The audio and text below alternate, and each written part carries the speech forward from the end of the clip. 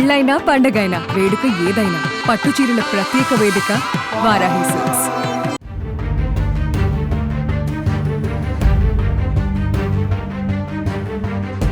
పహల్గాం ఉగ్రదాడికి సంబంధించి కీలక విషయాలు వెలుగులోకి వచ్చాయి. 26 మంది అమాయక టూరిస్టుల ప్రాణాలను తీసిన ఉగ్రవాదుల ప్లానింగ్, వారికి హెల్ప్ చేసిన వారి గురించి ఇంటెలిజెన్స్ ఏజెన్సీలు కీలక డాటా బయటికి తీశాయి.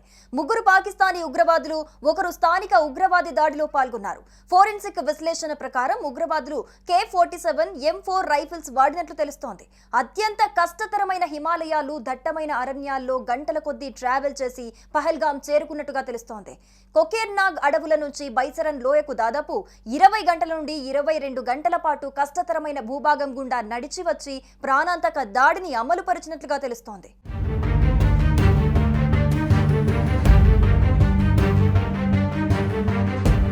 దాడి టైంలో ఉగ్రవాదులు 2 మొబైల్ ఫోన్లను లాక్కున్నారు. ఒక ఫోన్ లోకల్ వ్యక్తిది కాగా మరొకటి పర్యటకుడిది. స్థానిక ఉగ్రవాదిని ఆదిల్ తోకర్ గా భద్రతా బలగాలు గుర్తించాయి. తోకర్ 2018లో హిజ్బుల్ ముజాహిద్దీన్లో చేరాడు. పాకిస్తాన్ వెళ్లి ట్రైనింగ్ పొందాడు. 2024లో కాశ్మీర్ లోయకి తిరిగి వచ్చే ముందు లష్కరే తొయిబాతో యుద్ధ శిక్షణ పొందాడు. తిరిగి వచ్చినప్పటి నుంచి తోకర్ పాకిస్తాన్ ఉగ్రవాదులకు లాజిస్టిక్స్ సాయం అందిస్తున్నాడు. కాశ్మీర్లోని పరిస్థితులపై ఉగ్రవాదులకు సమాచారం ఇచ్చాడు.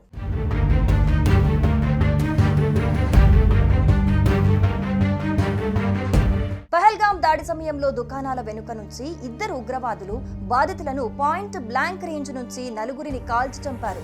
దీనికి ముందు వారిని కల్మా చెప్పాలని ఆదేశించినట్లు తెలుస్తోంది. కాల్పులతో ఒక్కసారిగా పర్యాటకులు భద్రత కోసం అన్ని దిశల్లో పరుగులు తీశారు. అదే సమయంలో జిప్ లైన్ ప్రాంతం దగ్గర ఉన్న మరో 2 టెర్రరిస్టులు ఫైరింగ్ జరిపి మారణ హోమాన్ని సృష్టించినట్టుగా తెలుస్తోంది.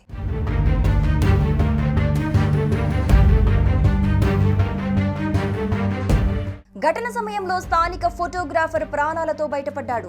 ఈ ఘటనను ఆయన రికార్డ్ చేయగలిగాడు. ఇది ఇప్పుడు భద్రతా బలగాల దర్యాప్తునకు కీలకంగా మారింది. బైసరన్ కు వచ్చే టూరిస్టుల కోసం రీల్స్ ను చేసే ఒక లోకల్ వీడియోగ్రాఫర్ ఈ దాడి మొత్తాన్ని కెమెరాలో రికార్డ్ చేశాడు.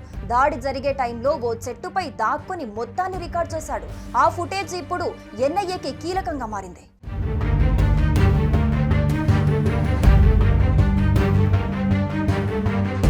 టెర్రరిస్టులు 2 గ్రూపులుగా విడిపోయి లోయలో వేర్వేరు వైపుల నుంచి కాల్పులు జరిపినట్లుగా అధికారులు గుర్తించారు. తొలుత 2 ఉగ్రవాదులు సందర్శకులను ముస్లిం మతాచారాన్ని పాటించమని బెదిరించారు. ఆ తర్వాత దాదాపు 4 కాల్చి చంపారు. దీంతో ఒక్కసారిగా భయాందోళనలు మొదలయ్యాయి. టూరిస్టులు తలో వైపుకు పారిపోగా జిప్ లైన్ అనే ప్రదేశం నుంచి మరో 2 ఉగ్రవాదులు బయటికొచ్చి ఫైరింగ్ స్టార్ట్ చేశారు. ఈ వీడియో తీసిన ఫోటోగ్రాఫర్ ప్రాణాలు కాపాడుకోవడానికి పరిగెత్తి బుల్లెట్ల నుండి తప్పించుకోవడానికి చెట్టు కొమ్మపై దాక్కున్నాడు. ఆ తర్వాత మొత్తం వీడియో షూట్ చేశాడని ఓ సీనియర్ అధికారి వెల్లడించాడు. జాతీయ దర్యాప్తు సంస్థ అతన్ని ప్రశ్నించి ఆధారాలు సేకరించింది. ఉగ్రవాదులు వారికి సహకరించిన ఓవర్ గ్రౌండ్ వర్కర్లను గుర్తించేందుకు ఈ వీడియో ఉపయోగపడుతుందన్నారు.